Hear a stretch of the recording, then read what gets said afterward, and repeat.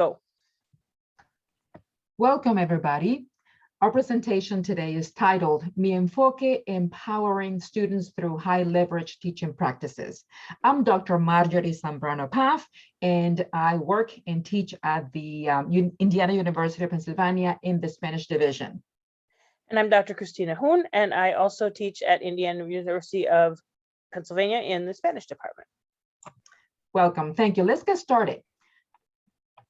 So we're going to talk about first what happens in the classroom, because we're always talking about language interaction. But language interaction occurs when two individuals actively co-construct meaning during a conversation. And by that, we mean contextualizing human interaction in every way, shape, or form. We want to make sure that we bring our language in the real context for our students so that language becomes comprehensible, meaningful, memorable, and also motivating for our students. Contextualizing means that we have to put language items into meaningful and real context. We want speakers to develop this language not only for the sake of learning the language, but also to understand it so that it becomes meaningful within a context.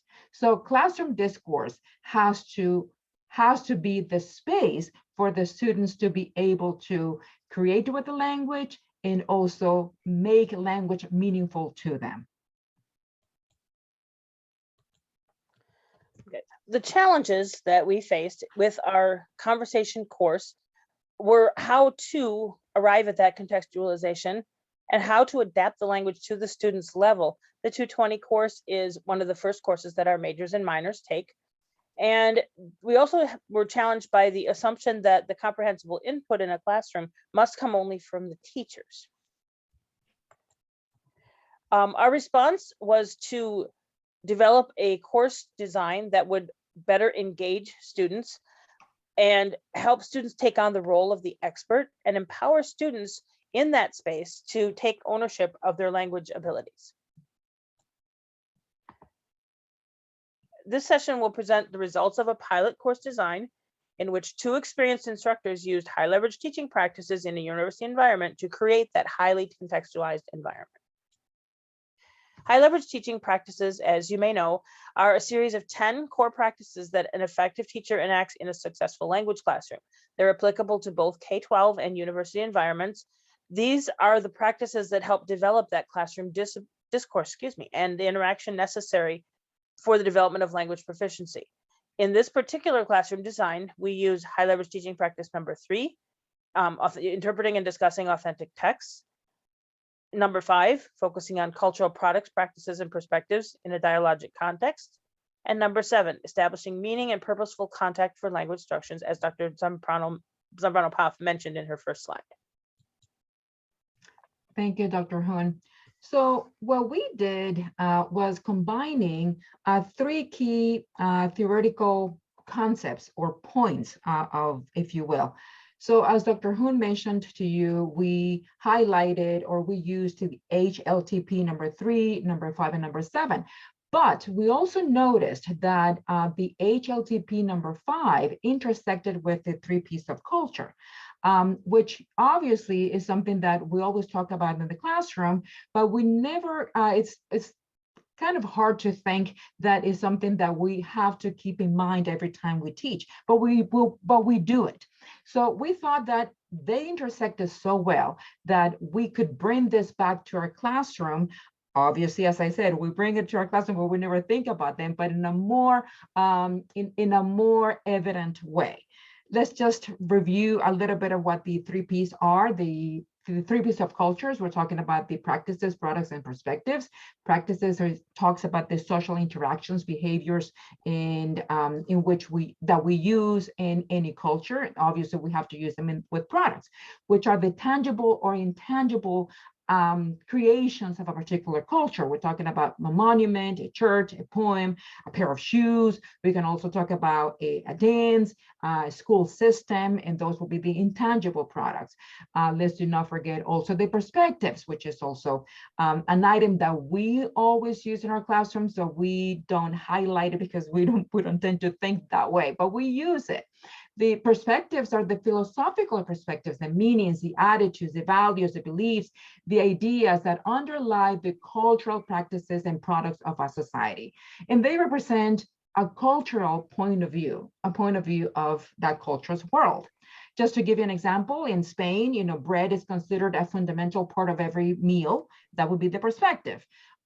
So a fresh, long baguette, the bread, that would be the product that are baked and sold daily in panaderias. That could also be a product. So a practice will be that when people sit at a table, they break off the piece of bread, okay, from the long loaves, of bread, but they don't add butter onto the bread, because that will be a practice that is a not to do practice in Spain.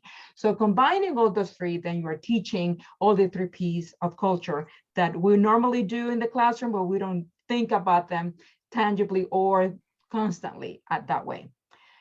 We also looked at this Descant that you see at the bottom here, and that is the focus of our theoretical concept, because in all doing that we were teaching, our conversation classes, we thought, how are we going to put these two together in one single element, which is the online classes, that we didn't know how to convert an online class into all the three P's that we just told you.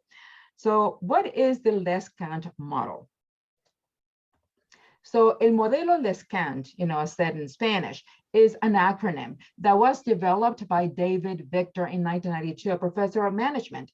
He is related to a different field from the one that we're in, obviously, but he started using this acronym to remind his students that in every culture, from a business perspective, there are always items or pieces that are always contextualized in that culture that can always be used in the business, in the business realm. So he, devised this acronym to tell the students, to remind the students that each acronym will be used in business from a cultural perspective. So his experience worked really well to address culture in the business world. So this, I thought that was going to be an interesting concept to use in our classrooms, because why not? Why not bring culture, not from the business perspective, but from the language perspective? So we'll move to the next one.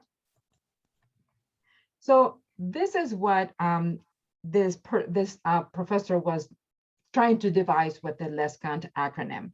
So he created, if you will, this acronym to convey language, environment, social organization, context, authority, nonverbal, and time. His approach meant to say that in every culture, in every aspect of business, they talk about, they have to use language to conduct business. There is always an environment to conduct business. There's a social organization in every business. There is a context in which people conduct business. There are people that have the authority or not the authority to conduct business. And there's nonverbal cues that people use to do business. And there is also time within in which people have to finish and conduct business. So I thought that this group was going to be interesting, because I said to myself, how are we going to incorporate culture into in a classroom that we are not present?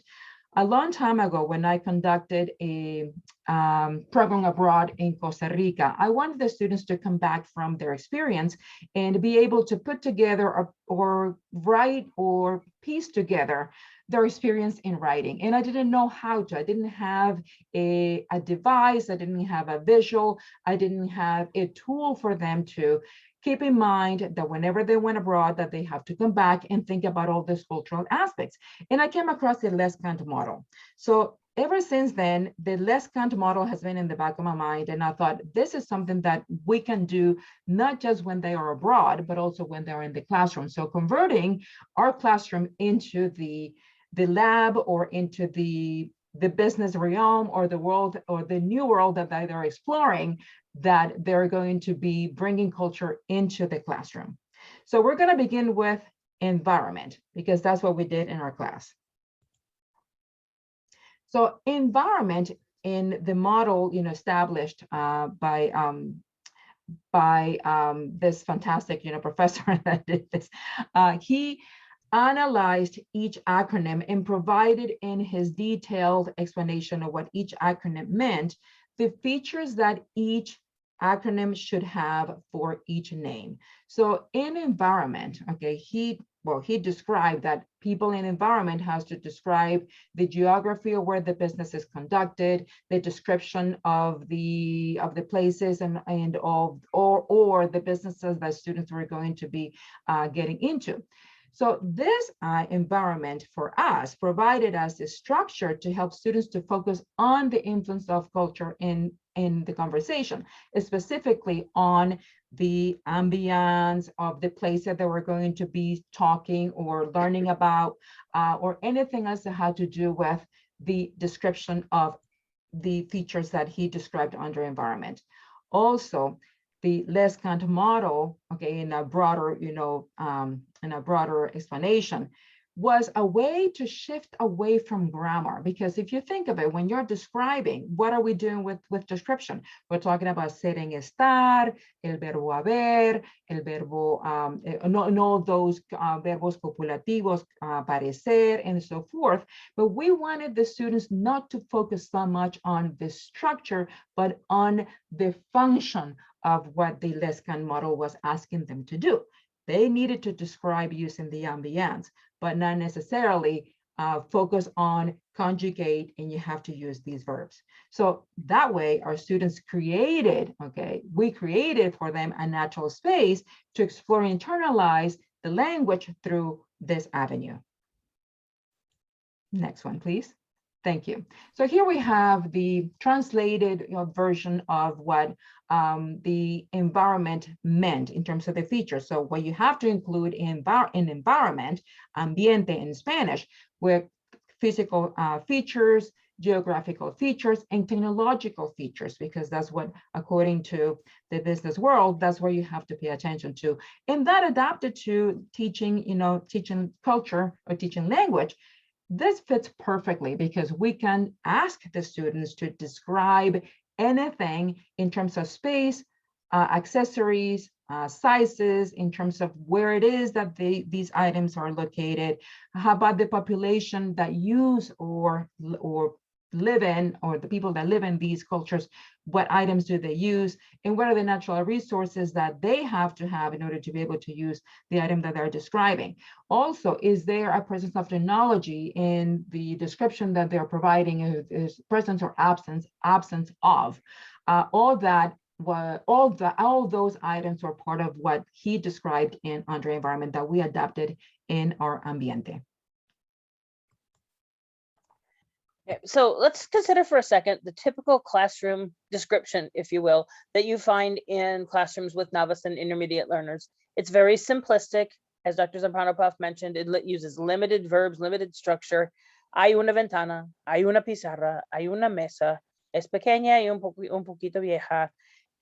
It does not have the depth or the detail of what Dr. Zambrano-Paff was just describing. In our 220 conversation class, we wanted them to develop much more in-depth language, much more context to what they described. We initiated this project about the time that the COVID shift happened. So of course, COVID came into play. So when COVID came into play, then we had to adapt to our new culture, which is the COVID space. Our students, they were learning from their bedrooms, from their parents' houses or their grandparents' living rooms or kitchens or basements. So we created the COVID space. So we asked them to take a picture of their COVID class or the class of COVID, because each person had a different space in which they were learning from or they were learning in. So in that way, they were able to apply all the environment or ambiente features that I described to you earlier. So they had to talk about the physical space where they were, what they were studying from, or where the new COVID class it was, their new classroom, were they using technology, what kind of technology was that going to impact the class, was helping them, because they had audio, they're able to video record and all that. So this is all about their own culture that each one of them was living. So we were not just telling them, you have to provide us with A, B, and C. They were the ones telling us what they had in their own environment. And the task was to analyze an object in terms of their own ambiente and their own environment. And those three features were the ones that they had to keep in mind. So also remember, we're not telling them you have to use these structures, you have to fill in these sentences. No, we gave them some sketches that they could use, but they were not required to use. And as Dr. Zambrano-Paff just mentioned, we gave them some más descriptivo, some more descriptive potential gambas, potential phrases that they could use, but we did not require a specific grammar structure because our goal was to get them to create with the language and to use what they did know to create the descriptions and to be able to describe their space, in particular the COVID space. As you saw in the picture, for example, the cat would not be part of a normal classroom, but it was part of a COVID space. Now, towards the end of our class, we asked the students to put together mi proyecto, which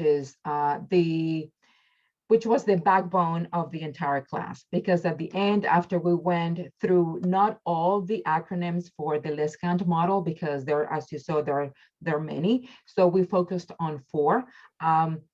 Then we asked them to put all the acronyms, the 4 acronyms that we worked with them throughout the semester, in one project titled Mi Enfoque Cultural. This was a fantastic project that Dr. Huhn and I were fascinated by the results that our students came out with, which is the reason why we proposed this presentation as a presentation for the PSMLA, because we wanted to share what our students were capable of doing with this model. So we asked them to look for something that was a cultural product in their lives. It didn't have to happen right away. It could have happened, this product could have been a part of their lives when they were children, when they were adolescents. It could have happened when they went abroad last semester or 2 years ago. And as you see in the title, Mi Enfoque Cultural, my cultural enfoque, they became the teachers, and Dr. Huhn and I became their students. They were teaching us about their cultural perspective using those 4 acronyms of the Descant model. So we asked them, okay, to obviously use ambiente, environment, the very first one that we just demonstrated. And this is an example of my enfoque cultural, because my product was La Chilindrina. Okay, she was one of my favorite characters growing up, and I wanted to use her because I wanted to be truthful to my own sociocultural product. So as you remember, ambiente refers to all those features that you see in the column to your left. Also, we asked him to talk about the social organization of La Chilindrina, meaning where did she live? Did she have friends? Did she have parents? Did she go to school? What kind of school? Also, we also told them to talk about the authority, which was one of the acronyms used in the Descant model. Authority, it was a little bit, was the last acronym that we used, or the last item that we used, because this has to do with past narration.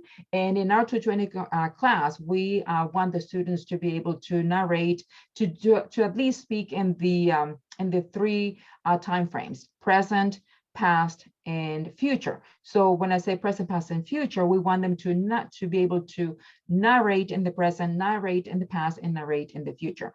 So authority had to do with past narration. That would be the indirect authority, and the direct authority, which is commands. So these 4 acronyms were the ones that we used for the proyecto, Mi Enfoque, Mi Proyecto Cultural. In just a moment, we're going to show you a sample of what our students came up with.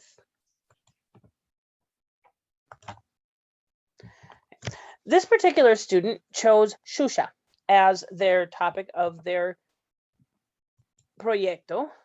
Okay. And we're going to let you just hear what they came up with. These are students who are in Spanish 220, which it's the first course for majors and minors, like we said. And we were absolutely over the moon impressed with what the students came up with. This is their space. We did not prompt them what to say.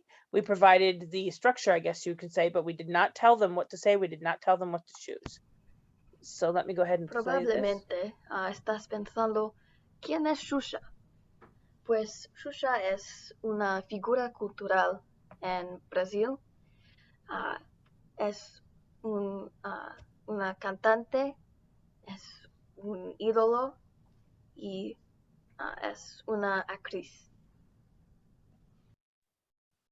Okay. As you can hear, that is the description, the ambiente. And this is the much more detailed description that the student came up with, and we'll let you hear a bit of that.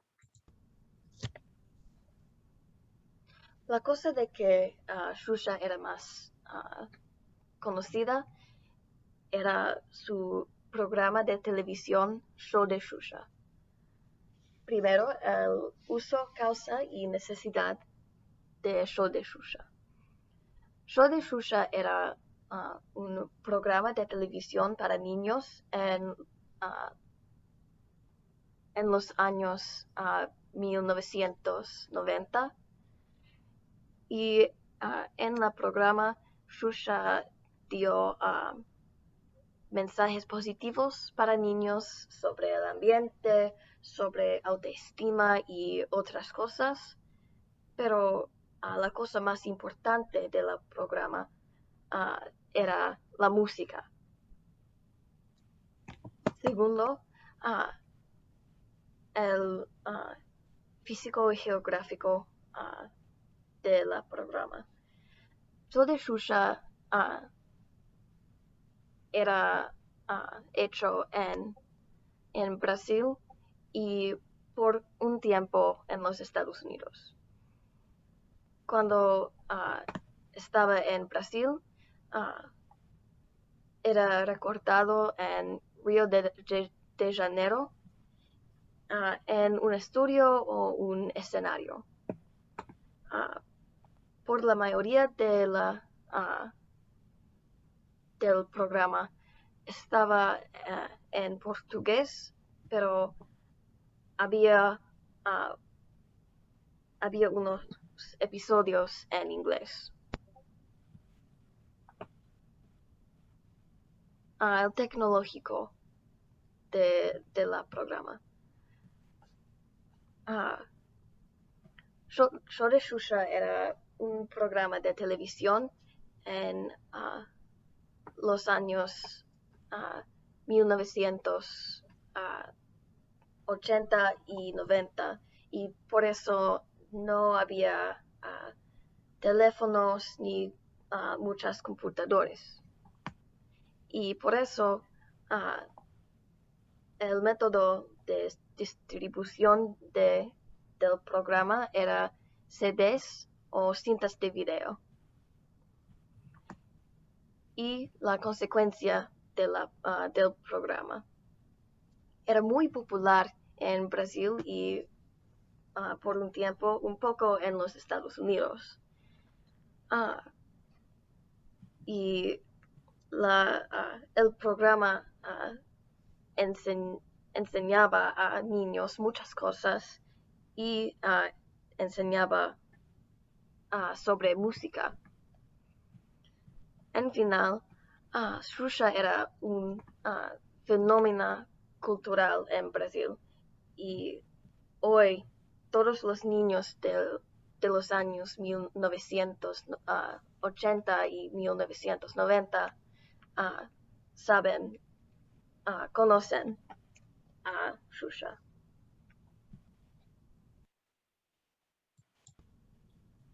Okay.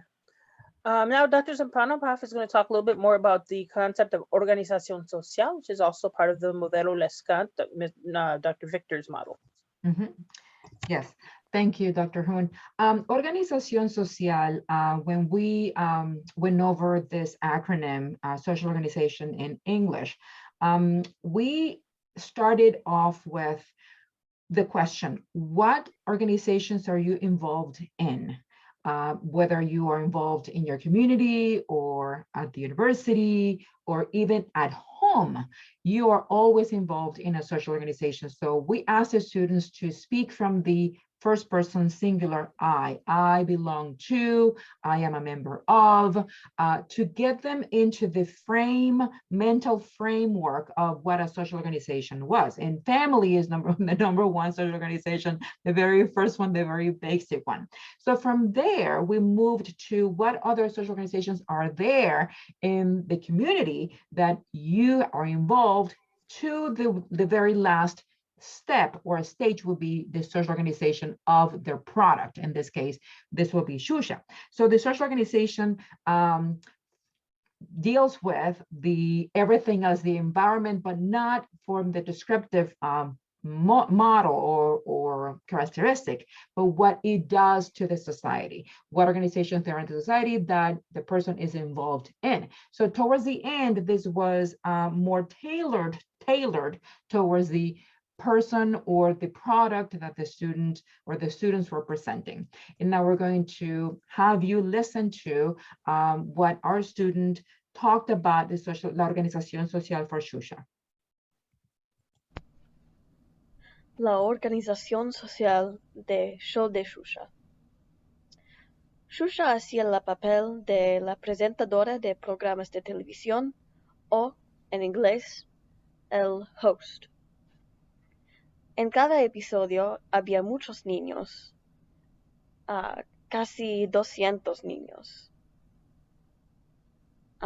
En cada episodio, Shusha trae energía y música al programa y los niños actuaban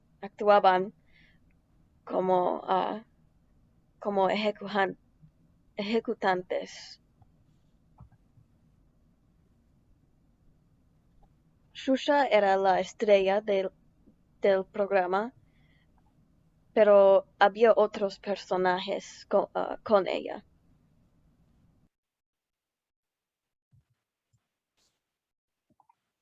Okay. And Dr. Zambrano-Paff is going to talk to us a little bit about la narración en el pasado, which we've already mentioned is a key proficiency marker, if you will, for this level of class. Yes, thank you, Dr. Huhn. The last acronym used in our class was authority, autoridad. And based on the description provided in the Descant model, autoridad was subdivided in two categories, indirect authority and direct authority. The indirect authority, we adapted it into our model for teaching, obviously, into Spanish, as a way to narrate in the past, because when we're children, and ever since we're born, people tell us stories, and we're indirectly involved in the co-construction of a story, in the co-construction of anything that we're being told to do or to hear or say. Just to give you an example, when people tell us, te digo que hagas, or me dijo que vinieras, we're already, being part of something that already happened. So that is, a way to link the autoridad, the authority, the indirect subcategory according to the Descant model. The other subcategory that you're going to see in the next presentation, and the next slide after this one, is the direct authority. That is easier to obviously, think about, or easier to guess what it means. That is commands, being able to tell people what to do directly. So the indirect is past narration, and direct is commands. And this is what our student came out with when it came to the past narration to connect the cultural product, Shusha. Shusha en mi vida. Mi madre es de Brasil. Ella emigró a los Estados Unidos para la universidad, pero tengo otra familia en Brasil. Cuando yo tenía pues 5 o 6 años, yo fui a Brasil con mi madre, mi padre y mi hermana Ana. Mis abuelos me dieron una computadora de juguete que tenía el nombre de Shusha en el frente. Pero nunca había oído sobre Shusha y por eso mis abuelos me mostraron Shusha para la primera vez y después de eso me encantaba Shusha. Yo fui a una escuela en Brasil y cuando estaba allí yo tenía algo que conversar con los otros niños. Conversábamos de Shusha y cada día cuando llegaba a casa miraba show de Shusha con mi familia.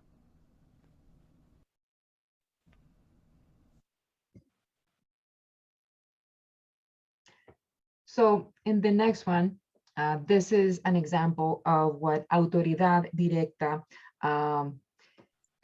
autoridad directa is adapted to our classroom. So we asked them if you were going to be like the product, if you were going to buy the product, what is it that you need to do? What steps will you tell somebody to do in order to either become that person, dress like that person, buy that product? Because we didn't know what the cultural proyecto, the cultural enfoque was going to be. So we had to give them every possible question there was so that they could think, okay, what type of commands or what type of process does anyone have to go through in order to acquire, watch, become the product, their cultural product that they were teaching to us. So let's listen to ¿Cómo puedo vestirme como Shusha? Quizás estás preguntando, ¿cómo puedo vestirme como Shusha? Ella tiene un estilo tan maravilloso. Pues puedo ayudarte. Primero, antes de vestirte como Shusha, tienes que adoptar su actitud. Shusha no sería Shusha sin su personalidad, y su personalidad afecta sus atuendos. Ten una actitud siempre enérgico, casi como de niño, pero no exactamente infantil. Shusha puede ser como de niño, pero ella todavía es la reina de su reino de televisión. Adopta una personalidad grande y ruidoso. Pues ahora debes tener la actitud que necesitas para sentirte como Shusha. Y ahora finalmente puedes ponerte la ropa que necesitas. La ropa de Shusha es muy única. Ponte ropa de muchos colores, teniendo en cuenta su estético. Shusha tiene un estético de los años 1980 y 1990.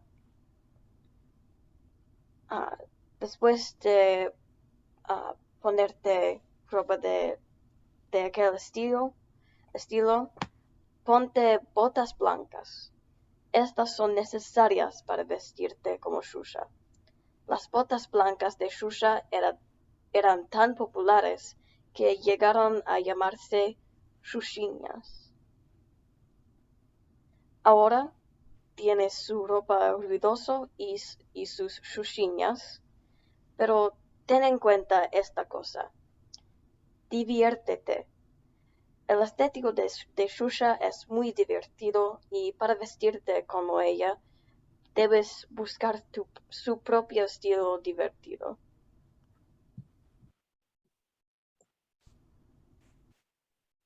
Okay, just to follow up a little bit on that particular presentation, what we had our students do with these, we also had our students talk to us individually about the projects. Now, if you are interested in doing something like this with your students, these are just a few components of our assignment. The goal is to connect to music, art, performing arts, television, people, etc., and to draw yourself closer to the Spanish culture. The purpose of the assignment is to share those connections using what you learned this semester. The idea here is for it to be very personal. Our students chose an incredibly wide variety of programs. Shusha just happened to be one that we chose, but there were many other things that they chose that were very personal to them.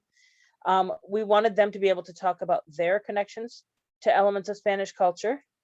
And we again asked them to select an object or a text that has a cultural symbolic meaning in Hispanic culture, and then to create the descriptions with the elements of the Descant model. We had also done a number of in-class activities that tied to this that helped prepare the students for the activity. Okay, we provide here some references for the HighLeverage teaching practices books, a link to the model and the book that he wrote on the model itself. Okay, and I'm going to turn it back to Dr. Zambrano-Paff if she has anything to add, and then we will conclude our presentation. Well, all what I would like to add is that you will have fun and you will be amazed to see what your students can do, creating with the language, using their own social cultural perspective, just by guiding them and giving them just a couple of tools. It's work. We're not going to deny it is a lot of work, but the reward is even bigger than the work that you as an instructor, you as the teacher will end up doing. You have our email addresses over there, so please email us with questions, or if you would like to, communicate with us, we're open to converse with you and exchange with you. This is totally new. This has never been done before, so we're looking forward to crystallizing and materializing our presentations into book chapters, or hopefully who knows, maybe this could be a model that we can implement for a future book. Dr. Huhn, what do you think? Could be. From my perspective, prior to undertaking this project, I had taught the conversation course in a more traditional manner, and I was very disappointed in what my students were able to produce and how much they connected to the language. It was a very dry class, if you will, and having since taught it using this method, I have been so much happier with what my students are coming to the table with and how excited they get about it. So I absolutely agree. Contact us if you have questions, and we're continuing this project. This is an ongoing project. So thank you so much for your time and attention. Yes, thank you very much. Muchas gracias. Muchas gracias.